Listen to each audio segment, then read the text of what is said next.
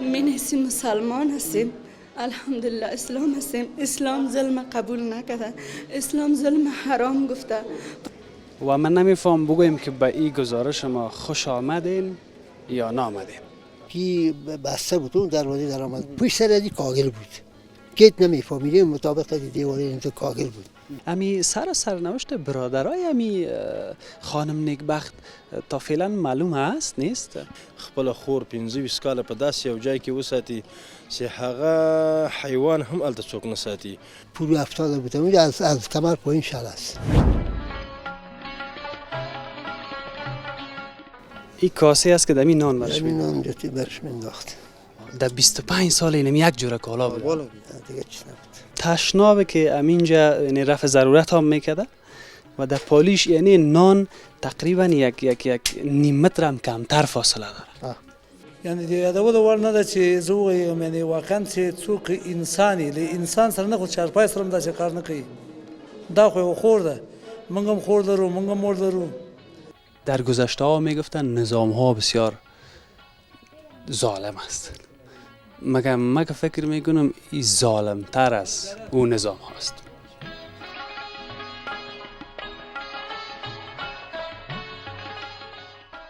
یعنی امی کار برادرت کرده؟ نه برادرت نکرده؟ نه. حالتش هیچ خوب نبوده. کمی حالت روانیش وقتی که من مثلا امرش کسی ما گپ میزنیم چی اصلا هیچ گپ نمیزد، فقط میترسید. آیا انسان بودن تنها به این است که چشم داشته باشیم، گوشت داشته باشیم، زبان داشته باشیم، چهره مقبول داشته باشیم، همین چیزا؟ یا ای که بهتر از قلب مهربان داشته باشیم، وجدان داشته باشیم؟ به هر صورت ببخشید که من در اولم سلام و کلام فراموشم شد و من نمیفهم بگویم که به این گزارش ما خوش آمدین یا نامدین. به خاطر از اینکه ما چند روز از در صفحات اجتماعی از جمله فیسبوک، اینستاگرام، توییتر، یوتیوب، یعنی به هر جایی که سر میزنم گپ از 25 سال زندانی شدن خانم نیکبخت است. بالاخره دل من آرام نگرفت. ناگزیر شدم به اثر همین دلتنگی ها بیایم تازه ترین جزئیاتم با شما شریک بسازم و از نزدیک پرسان بکنم که وضعیت چه رقمی است، وضعیت صحی خانم نیکبخت چگونه است و در چگونه یک جایی که شما قبلا هم شاید دیده باشین ولی جزئیات تازه شما با شما شریک می سازم و در پهلوش با وکیل صاحب این منطقه هم صحبت میکنیم. در کل دل ما آرام نگرفت، خواستم این جایی که 25 سال زندانی بوده او را هم از نزدیک من هم ببینم و به شما به تصویر بکشم. به هر صورت چه خوب است که در این گزارش با ما باشین، ممکن ناراحتم شویم همه ما شما، مثل که امیال ما در آغاز گزارش آمدیم و نمیفهم دیگه چی بگویم. بسیار آدم ناراحت میشه. شاید اگر برادر و خواهر امینجا می بود عکس العمل ما شاید چیز دیگه می بود، چون انسان هستیم، عاطفه داریم، احساس داریم.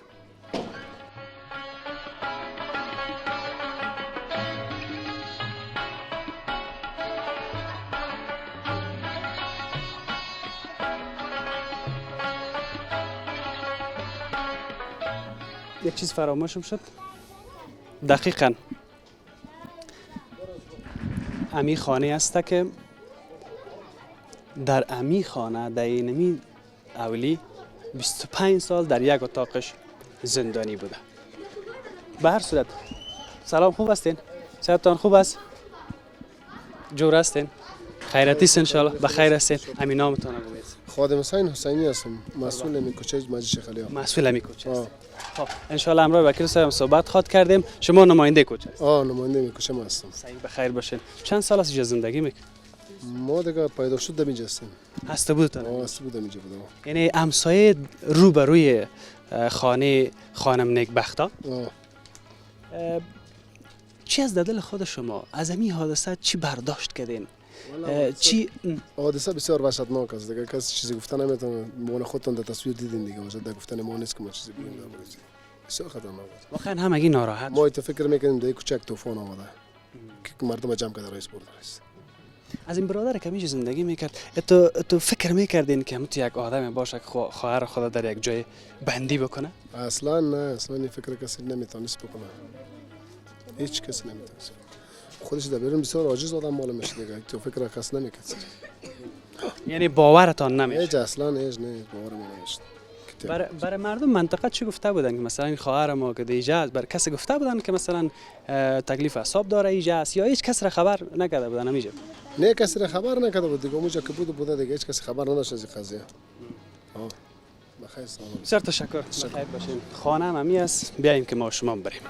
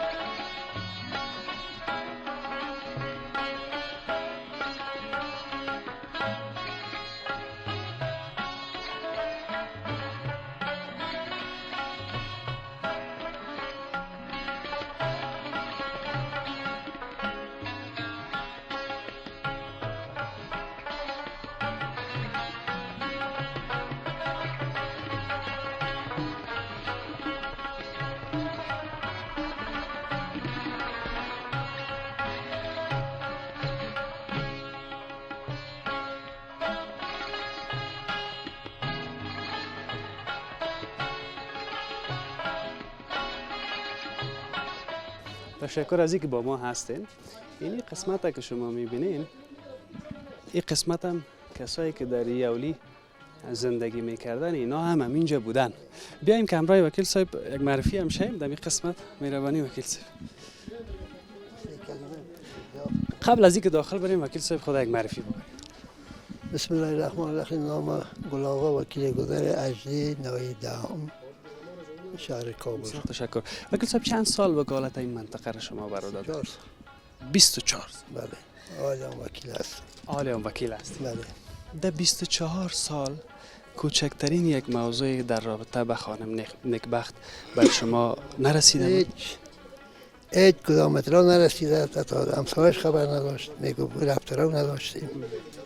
هیچ کتیش کدام رفتارو نداشتیم. ما به تو فکر میکنیم که روان کرده شیخ علی وطن یا کدام تارا بشوی داده چه رقم. همسایش میگه هیچ کدام چیز اطلاع ندادم برای ما. تا بالاخره که توسط نیروهای کشفی امارات اسلامی و دیدار امنیتی پلیس و شخصا خود ما کشفیات کردیم که این زن اینجا هست. دفعتاً با امر صاحب آوردم. امر صاحب آمد به نظر 6 دقیقه اینجا رسان خدا که پرسونه چه خانه کشیدیمش خلاص با چپاخانه انتقالات. در اینمی اولی که امی خانم نیکبخت 25 سال بود زندانی بود در اینمی اتاق. در اینمی اتاق.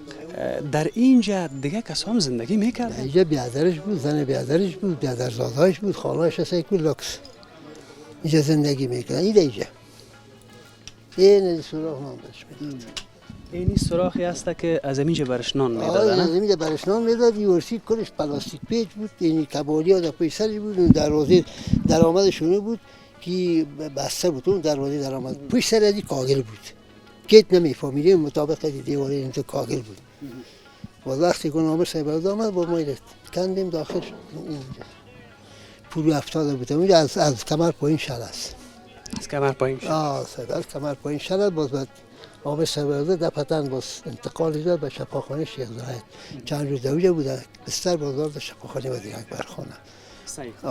در این اولی امی برادرش بوده و با اولادش؟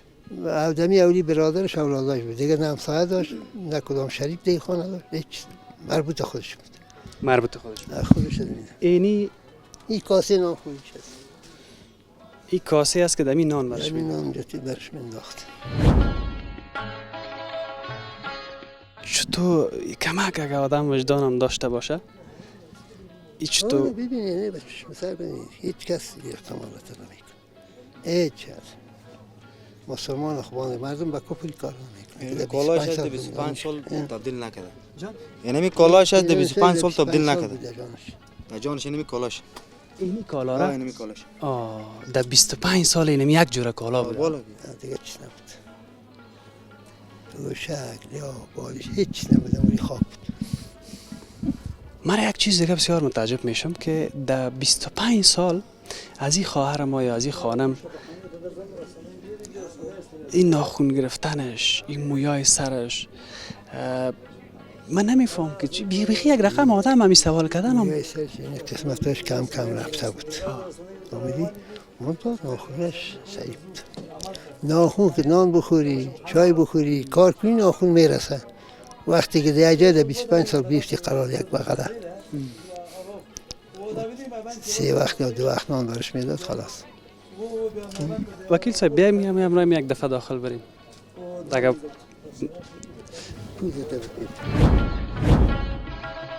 بسیار بوی است. اوه اوه اوه اوه اوه اوه. بیایم که کم پیشتر بریم. وکیل صاحب بیا. میروانیم. این قسمت که شما تصویر میبینین جایی است که نان برش از او طرف ارسی منداختن ها. اینجا خواب بود اینجا پرو. اینجا پرو خواب بود نه اینجا. دیگه ای کدام پشتی بالش توشک چیزای چیست وجود نداشت. حتی این برق نداره. برق هم نداشت. تاپ تاریک بود. تاریک بود. جولا در اینجا جولا را من در اینجا میبینم. جولا را که مکمل جولا زده اینجا را و دیگه ای که تشناب که امینجا یعنی رفع ضرورت هم میکده و در پالیش یعنی نان تقریبا یک نیم متر هم کمتر فاصله داره.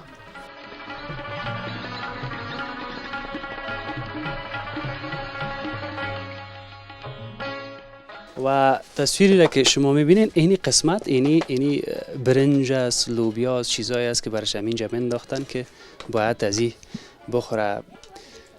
ده تو یک جای دیگه واقعا من میال نمیفهم که چی بگویم. گپی است که خیر وکیل صاحب میتونید شما دوجه باشین. من یک دو کلمه گپ همیشه دارم. ما یک چیز میخوایم بگویم.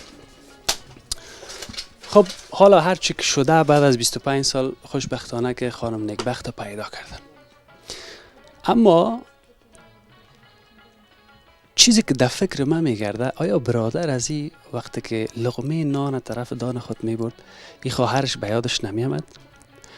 وقتی که لیافه با سر خود کش میکرد این خواهرش یادش نمیامد؟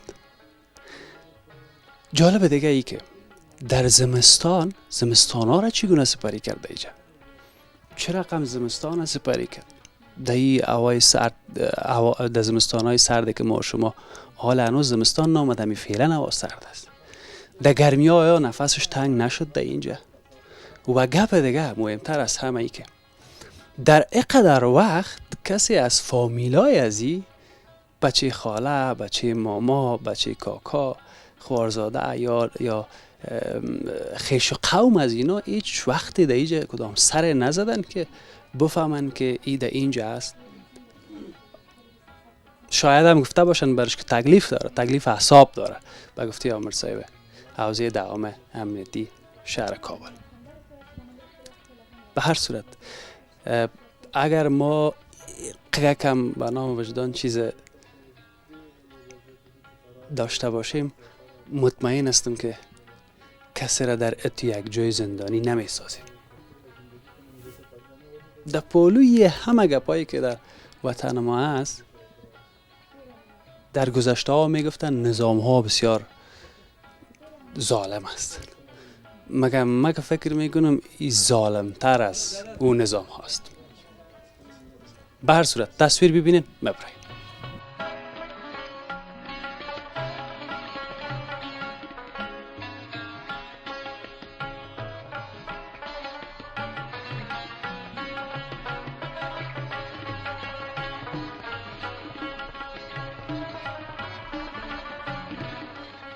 تشکر میکنم از اینکه بیننده گزارش ما هستین. ما به داخل حوزه دهم امنیتی شهر کابل هستم که امی قضیه را که امروز ما گزارش داشتیم امی مربوط به حوزه دهم میشه. مولوی صاحب عبدالرحیم اجمل آمر صاحب حوزه دهم امنیتی هستند. چند ساله که بسیار مهم بود، ما به همون خاطر خواستم که همراه آمر صاحب صحبت بکنم. اول خب بسیار تشکر، وقتتان بخیر باشه آمر صاحب. زنده باش، بخیر. تشکر، سلامت.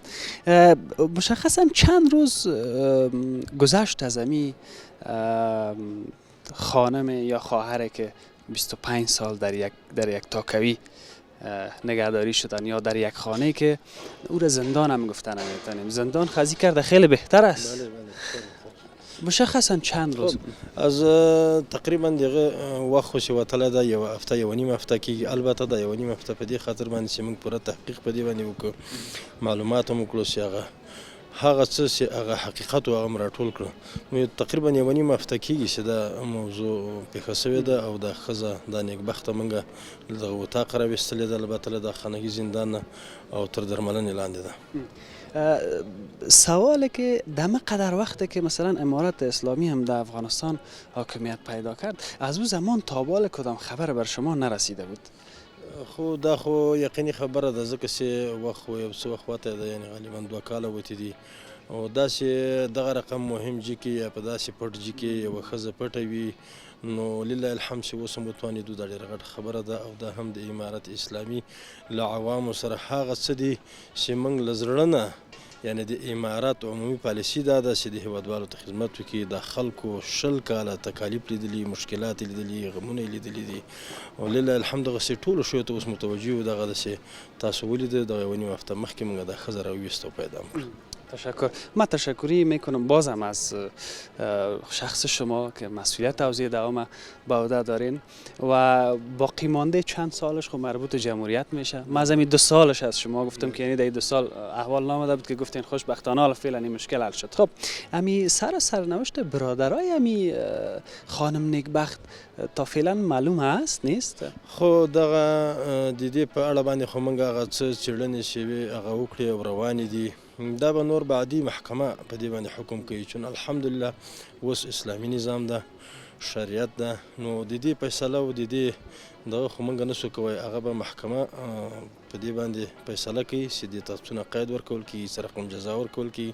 دا د محکمې کار ده. چند روز پیش شما بودن دوزه؟ نو ښځه خو موږ چې په غصات باندې راویستې ده، سیدم انتقال کړې ده، ډاکټر ته مو بوولې ده، شیخ زاید هسپتال ته م بوتله، هلته م تر درملنې لاندې کړه. هغه اوایل کوم کارونه چې ودي د صحت په بخش کې هلته وسو، له هغې نه مو سره انتقال کړې ده د وزیر اکبر خان ته، نو دلته ته درملنې لاندې ده. باقی به بیا ګورو نو چې دې صحت کومې. برادرایش گفتم چه وقت دوزه پیش شما؟ د دوی ورونه خو تقریبا څه وخت موږ سره وو، ځکه په دې تر څو موږ مکمله څېړنه کوله او تحقیق هم کاو.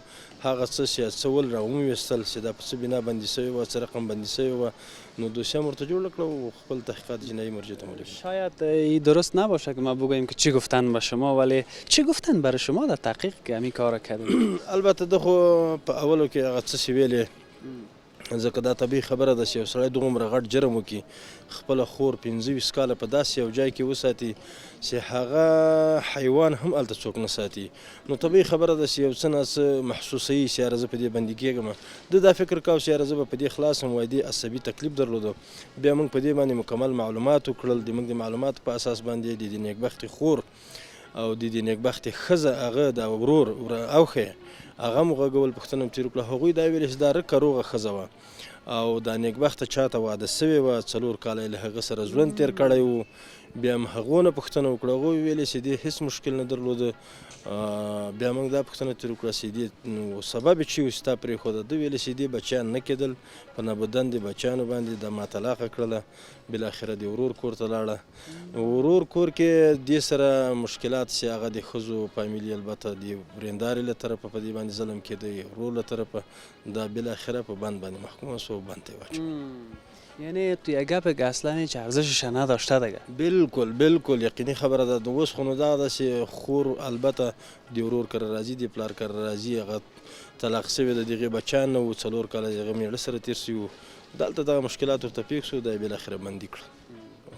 بسیار زیاد تشکر. سلامت. اگر گپ مانده بازم کامرا در خیر بین. سلامت شو. بس دغه رقم موضوعګانې کې چېرته موږ خو انشاءالله هموطنانو ته بیخي اطمینان ورکړی ده چې موږ په ټوله ساحه کې به هېڅ مشکل نه وي. موږ مجاهدین 4 ساعته بوخت دي په خپلو کارو باندې، بیخي اطمینان ورکوو ټولو هېوادوالو ته. سلامت شو. بسیار تشکر. مهرباني. بخیر باشی. سلامت شو.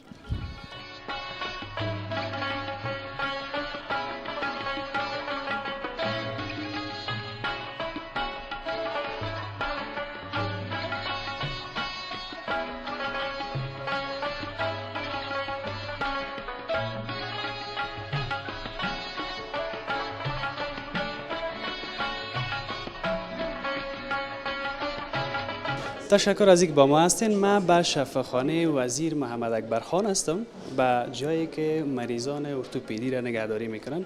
یک مادر اینجا آمده بخواه که کدام گپش با ما شما شریک بسازه، ازش بشنویم. مادر خوب هستی؟ سلام علیکم، شما خوب هستین؟ تشکر، سلامت باشین. بخیر باشین. چرا جگرخون هستین؟ چرا اشک میریزین؟ من هستیم مسلمان هستیم، الحمدلله اسلام هستیم. اسلام ظلم قبول نکرده، اسلام ظلم حرام گفته، پیامبر خدا ظلم حرام گفته. چون در حق خواهر ما مظلوم از ظلم شده، 25 سال یک عمر از خواهر تباه شده که حبس عوضی شده. یک زندانی از هیچ حقوق زندان باید محروم نیست، حتما تشناب داره، افتو داره، نان داره، اما این خواهر ما از همه چیز محروم بود. به می خاطر که ما در فیسبوک دیدم دیگه توانی نداشتم، اصلا به شفاخانه شیخ زاید رفتم، باز خواهرم حضور نداشت، گفتن که به وزیر اکبر خان منتقل شده. باز به وزیر اکبر خان اگه من توانایی می داشتم می خواهرم در پشت می بردم به خارج به تداوی. احساستان قابل قدر است. شما از کدام جای کابل آمدین؟ ما از کارتیسی آمدیم. فقط خاص است برای خدا، خاص رضای الله خاص دیدم که خواهر مظلوم ما که از گناه پاک شده، به این حد ظلم در حق شده، آمدم که دیدارش بکنم و این خواهر در آغوش بکشم. این قضیه خواست خودت چی است؟ خواستم از رئیس وزرا، خواستم از ملا هیبت الله. اول تشکری میکنم از امارات اسلامی که گناهی پدید شده 20 سال پیشه به تصویر کشیده. بازم تشکر خاص میکنم از تمام مجاهدین که واقعا مسلمان هستن، واقعا عمرگونه رفتار میکنن.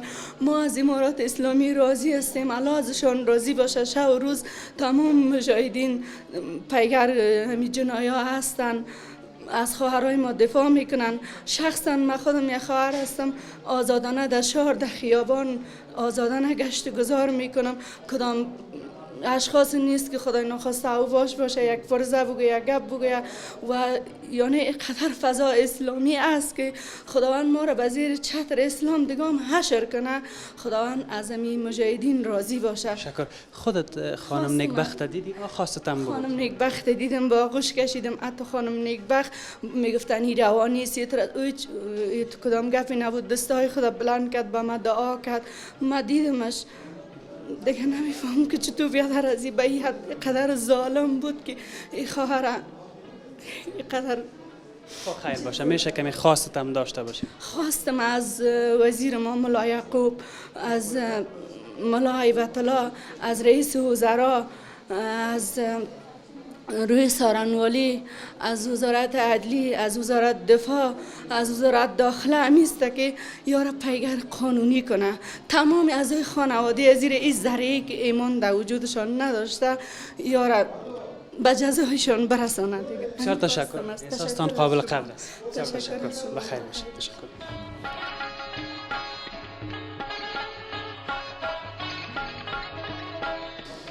تشکر از اینکه با ما هستین. مثل که خواهر ما اصلا کدام قرابت نداشتن، اینجا به شفاخانه وزیر اکبرخان آمده بودن به خاطر از اینکه خانم نیکبخت ببینن، خاص از برای خدا، من حیث یک هموطن، من حیث یک مسلمان. فعلا هم در پهلوی ما کسی که واقعا زیاد ما را همکاری کرد از حوزه دهم امنیتی شهر کابل هستند، خود یک معرفی هم بکنن. اینا هم چیزهای در دل دارن میخواین با ما شریک بسازن. من حیث یک برادر که خواهر دارد، من حیث یک مسلمان، من حیث یک افغان. اول خود معرفی. السلام علیکم و رحمت الله و برکاته. نام محمد حنیف شریفی، دلسم حوزه یوتن مجاهد. بسیار تشکر، بخیر باشین. همین قضیه را خودتان چگونه دیدین؟ من حیث یک برادر احساستان چی است؟ اما درد دلتان چی است؟ دمی چند روز که با خبرنگارا همکار بودین، در شفاخانه آمدین، در خانه از خانم نیکبخت رفتین، احساس شما و گپای شما؟ یعنی د یادولو وړ نه ده چې زه ووایم، یعنې واقعا چې څوک انساني له انسان سره نه، خو چارپای سره هم داسې کار نه کوي. دا خو یو خور ده، موږ هم خور لرو، موږ هم مور لرو. نو مسلمان نه چې یهودي هم دا کار نه کوي، لکه په دې حال چې کړی د خپل ورور.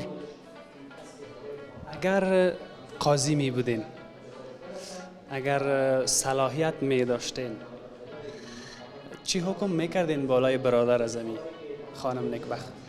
نو دا به زه په خپله هم نه سمېدی چې زه به څه کوم، خو چې محکمه او قضا یې نو موږ ته حاجت نشته. د موږ تسلیمول نیول خپل عدلي قضایانو ته سپارل دي موږ. خب وظیفه از اوناست. ولی یگان وقت دل آدم درد میکنه، میگه اگر من مثلا صلاحیت میداشتم یک 50 سال قید میدادم. این حق خو نداریم، ولی درد دل ما اینه. درد دل ما خو که خیلی زیاد است، هیچ که از گفتنی دیگه نیست. درد دل خودت باشه شاید بگویی 100 سال. درد دل ما که باشه فهمیدی که بیخی زندگی هفته‌ای نمیدید. چرا که زندگی دیگه نفر عبرت بگیره، دیگه نفر عبرت بگیره. اما ما مجاهد هستیم، مسلمان هستیم الحمدلله، افغان هستیم، به هر زبانی که هستیم کلمه محمد رسول الله هستیم، اما قابل قبول نیست دیگه این رقم نیست. بسیار تشکر. سلامتیت بخیر، وقت خوش، بخیر باش، سلامت باش.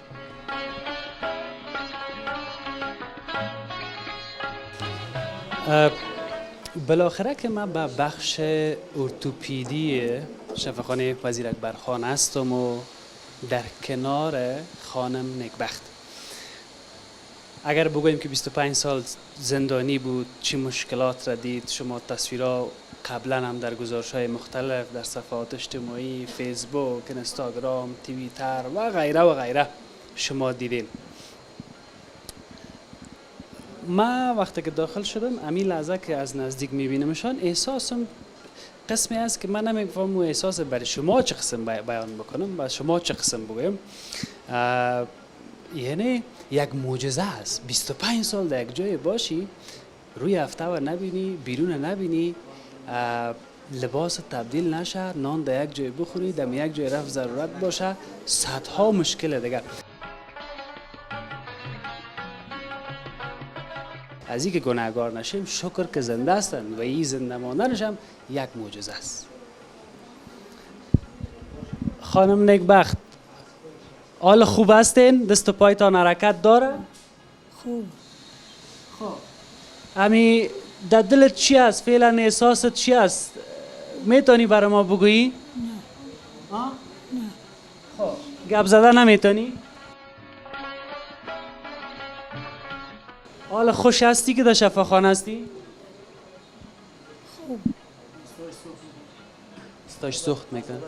خب دستاش سخت میکنم. حالا خوش هستی که هستی؟ خوب. از خواست چی است از حکومت؟ ایره میتونی برای ما بگویی؟ تعریف حادثه. صداقه که تا نفهمیدم. تعریف حادثه رو. تاریخ گذاشت چه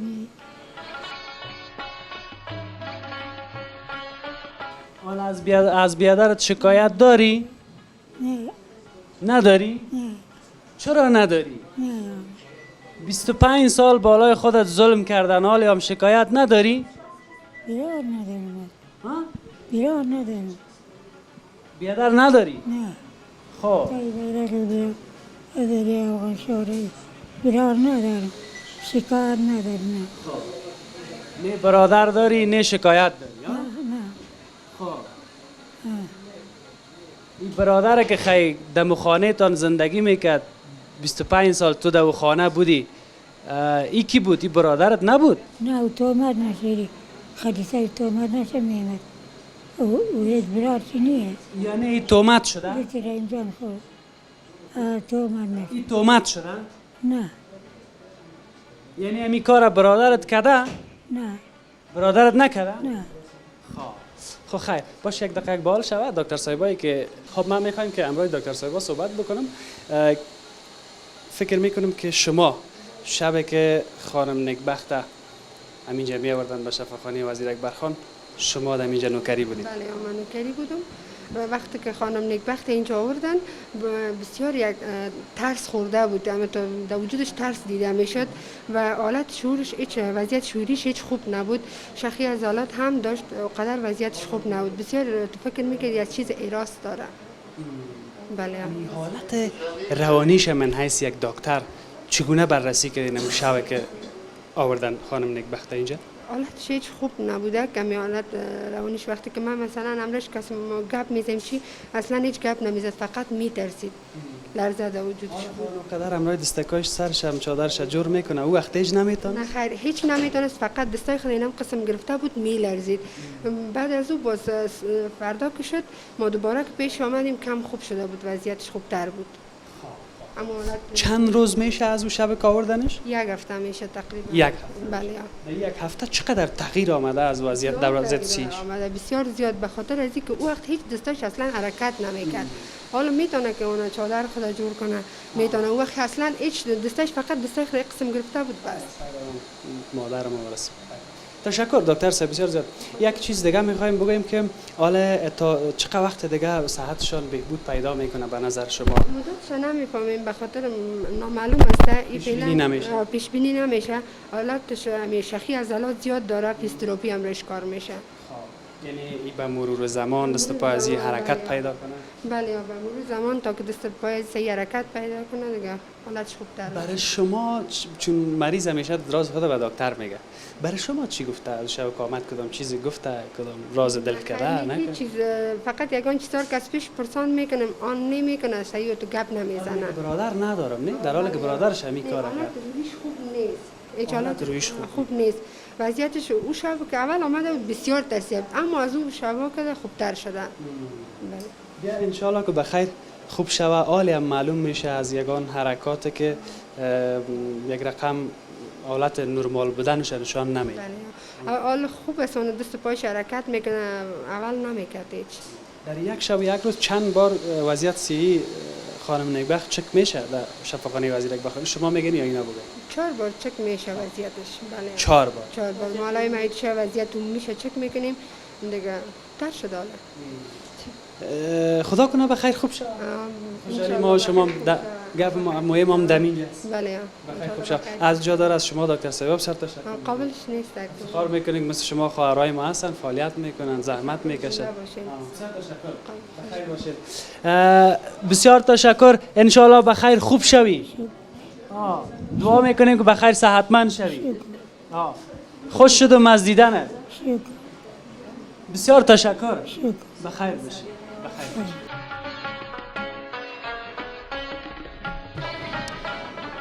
رسیدیم به پایان گزارش امروز ما